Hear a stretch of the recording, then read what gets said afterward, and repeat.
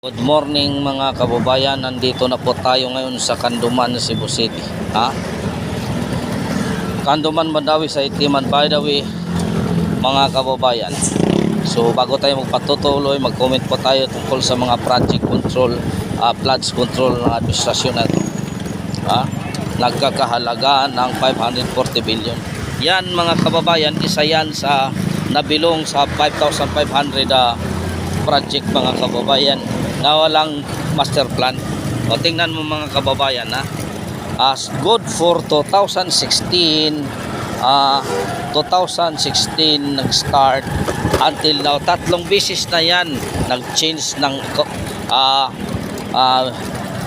ganyang culvert drainage system mga kababayan, pero ganoon pa rin ganoon pa rin, overflow pa rin, baha pa rin yan mga kababayan. Nakita nyo o Kanduman ito mga kabayan, sa tuwing uuwan rito talagang napakabaha rito mga kabayan. Yung mga motor talaga kung mayroon kang kung talagang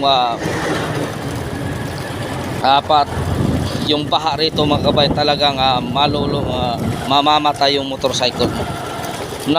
Pero hanggang ngayon hindi pa rin mga kabayan, hindi pa rin solve ang problem rito mga kabayan. Ganoon pa rin. Kasi mga kababayan, inuna ang corruption. Hindi nila tinitingnan kung saan ang kasi rito mga kabayan malapit lang ang sapa rito. Pero hindi nila tinatingnan kung saan papunta ang stack up pa rin kahit ilang culvert o malaki maliit. Kasi maliit lang ang ilalagay nila rito mga kabayan. Maliit lang. Kaya pag umuulan, padaling na puno. Walang maintenance na maglilinis sa drainage. So ganun pa rin, maraming mga pasak. Pasak. So yun mga kababayan, isa yan sa mga project sa 5,500 ng administrasyon na to na bagsak pa rin. 540 billion ang gasto mga kababayan. Kasi walang master plan kung paano gagawin ang project. Gagawa ka lang ng project, ipasa mo sa DPWH. Ngayon, pag ang DPWH approve agad kasi pera na maging bato pa, di ba? Ganyan mga kababayan. Approve, bibigyan ng kontraktor, awa na. Forbida mga kababayan. Walang digital master plan, wala pang matagalang solusyon, wala talaga mga kababayan. Every year, every 3 years, ganun pa rin, bakbakin na naman, baha pa rin. Kasi walang master plan. Walang long-term solution ang ginagawa.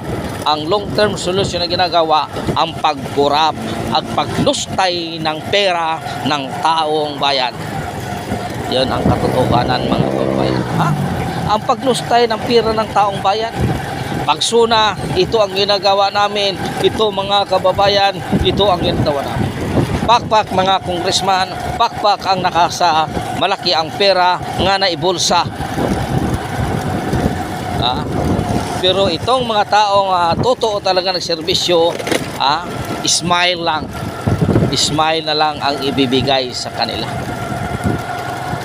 Pero itong congressman na malaki ang project na natanggap, palaki. Pakpak kahit mamula-mula na yung kamay pagpalakpak. Mula-mula na. Para susunod, mas malaki pang project may bigay. Yun ba ang tama mga kababayan? Yun ba ang tama? Anong sabi ni Duterte?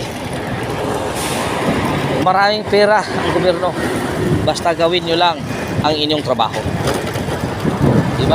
Marami talaga. Ang paano lang kung paano may implement mo itong pera na ito. Dapat siguro mga kababayan, gumagawa ng batas itong kung sino man mapatunayan na talaga ikaw ay kurap na tao, dapat 5,000 pesos lang, hindi yung 50,000, walang 50 million, wala na yan.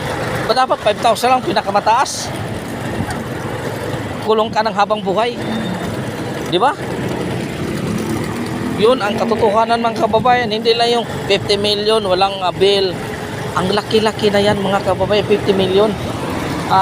Kahit ako kumamatay ako may pera 50 million, pwede. Total meron naman ako parang abogado, kailan pa ako makukulong. Yun ang katotohanan mga kababayan. Palagi na lang tayong ganito. Palagi na lang. Kailan ba tayo magtino sa mga kababayan, Kailan ba lang tayo magtino rito sa ating trabaho? Pandamay Skokwa mga kababayan. By the way mga kababayan, maraming salamat sa suporta. God is good all the time. All the time God is good. Teaching your kaninyong tanan.